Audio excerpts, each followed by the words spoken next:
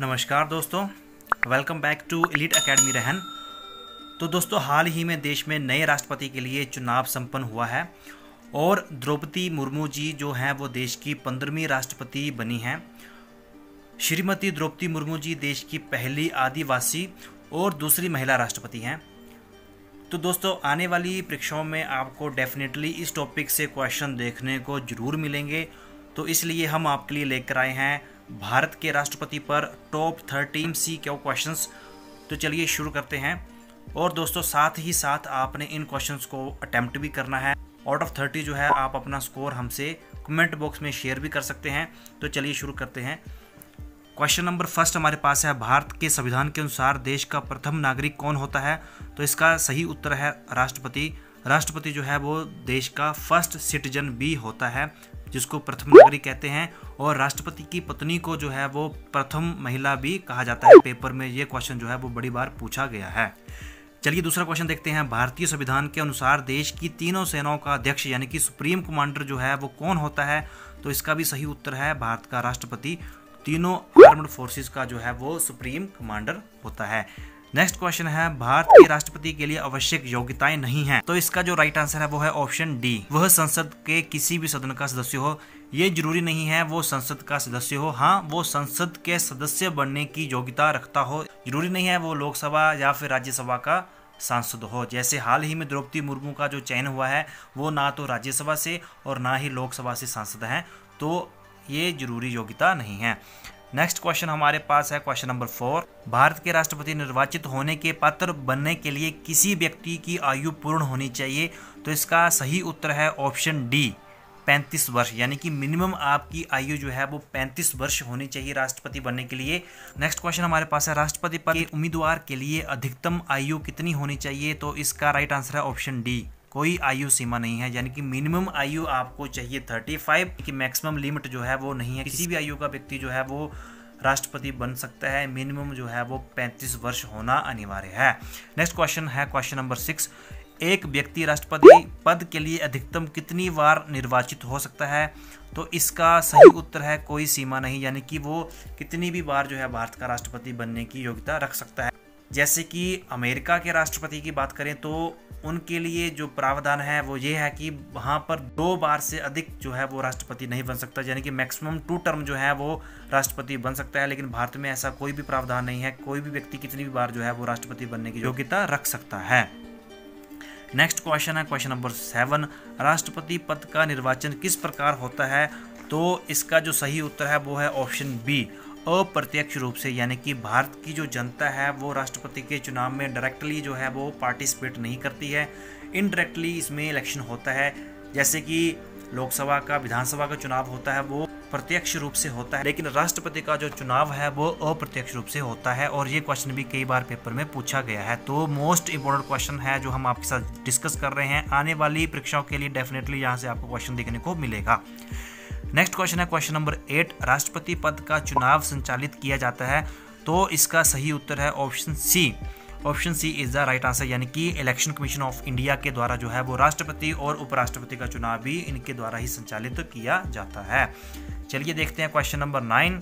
तो question number 9 है, किस अनुच्छेद के तहत राष्ट्रपति तथा उपराष्ट्रपति के निर्वाचन से संबंधित विवाद का निर्णय उच्चतम न्यायालय द्वारा करने का प्रावधान संविधान में दिया गया है? तो इसका जो सही उत्तर है वो है अनुच्छेद 71, आर्टिकल 71 के तहत जो है वो प्रावधान किया गया है कि अगर किसी भी तरह का कोई विवाद जो है राष्ट्रपति उपराष्ट्रपति के चुनाव के दौरान उत्पन्न होता है तो वो सुप्रीम कोर्ट ऑफ इंडिया के द्वारा जो है वो इसको सॉल्व करने की शक्तियां अनुच्छेद 71 के तहत दी गई हैं। नेक्स्ट क्वेश्चन है क्वेश्चन नंबर 10, किस अनुच्छेद के तहत राष्ट्रपति अपने पद ग्रहण करने की तिथि से 5 वर्ष की अवधि तक जो है अपने पद पर बना रह सकता है? तो यानी कि ये प्रावधान कहाँ दिया गया है कि 5 वर्ष तक का कार्यकाल होगा राष्ट्रपति का? तो इसका सही उत्तर है ऑप्शन बी, अनुच्छेद 56, यानी कि आर्टिकल 56 के तहत जो है वो 5 वर्ष का कार्यकाल पूरा करता है। क्वेश्चन नंबर 11 हमारे पास है, राष्ट्रपति के चुनाव के लिए निर्वाचन मंडल होते हैं।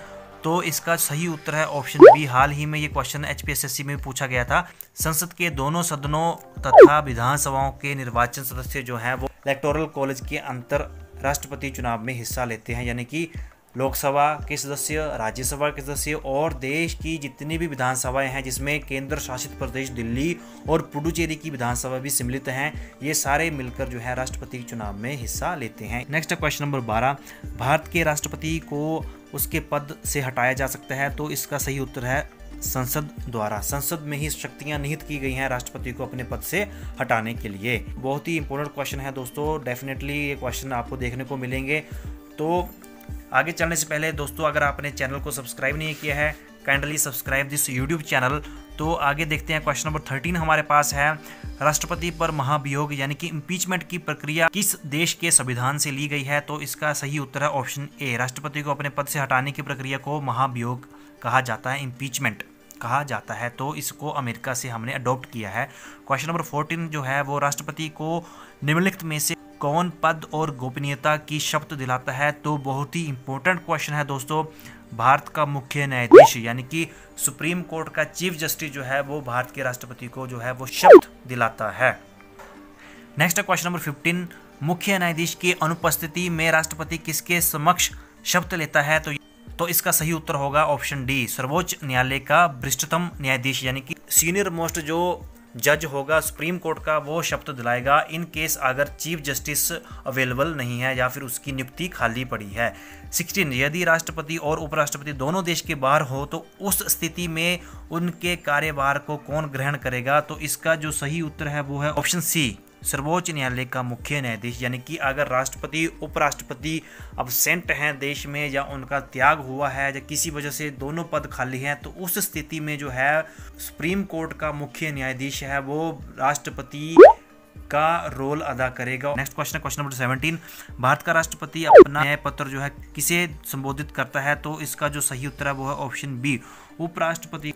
नेक्स्ट क्वेश्चन है, यदि मृत्यु, त्याग या हटाए जाने की स्थिति में भारत के राष्ट्रपति का पद रिक्त हो जाए तो उस पद का कार्यभार कौन संभालेगा, तो उस स्थिति में जो है वो राष्ट्रपति का कार्यभार जो है वो उपराष्ट्रपति संभालेंगे।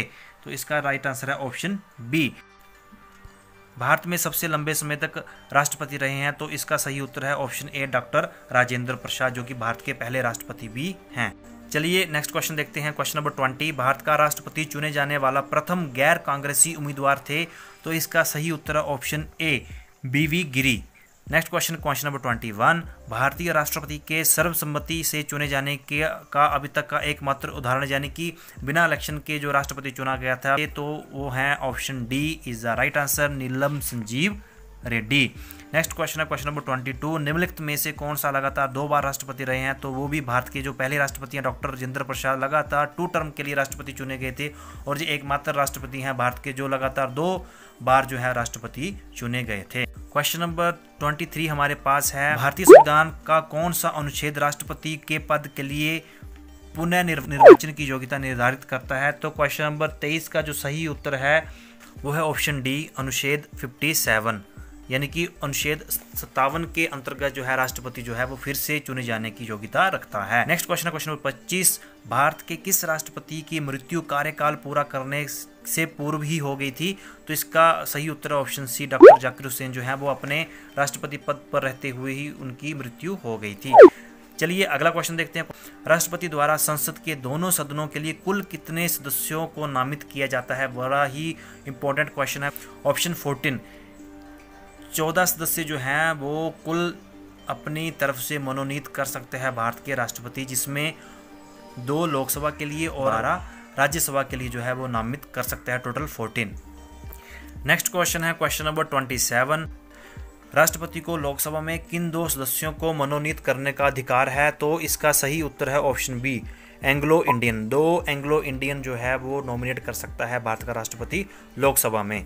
नेक्स्ट क्वेश्चन है क्वेश्चन नंबर 28, निम्नलिखित में से कौन भारत के राष्ट्रपति के चुनाव में भाग नहीं लेता, तो इसका सही उत्तर है option D, Vidhan Parishad. Question number 29, Bharat के राष्ट्रपति ने जिस एकमात्र मामले में वीटो, जिसको हम पॉकेट वीटो भी कहते हैं, शक्ति का प्रयोग किया था वो था, तो इसका सही उत्तर है ऑप्शन सी, भारतीय डाक घर संशोधन अधिनियम। और ये वीटो जो है वो भारत के राष्ट्रपति ज्ञानी जैल सिंह के द्वारा प्रयोग में लाई गई थी।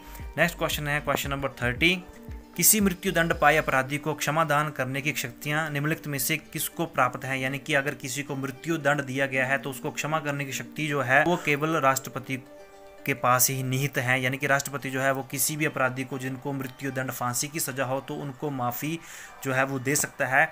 तो दोस्तों ये थे भारत के राष्ट्रपति पर टॉप 30 MCQ क्वेश्चंस। तो डेफिनेटली यहाँ से आपको क्वेश्चन देखने को मिलेंगे और अपने मार्क्स भी जो है कमेंट बॉक्स में हमसे शेयर कर सकते हैं। और अभी तक आपने चैनल को सब्सक्राइब नहीं किया है, make sure to subscribe elite academy Rahan YouTube channel. धन्यवाद। Stay safe, stay healthy.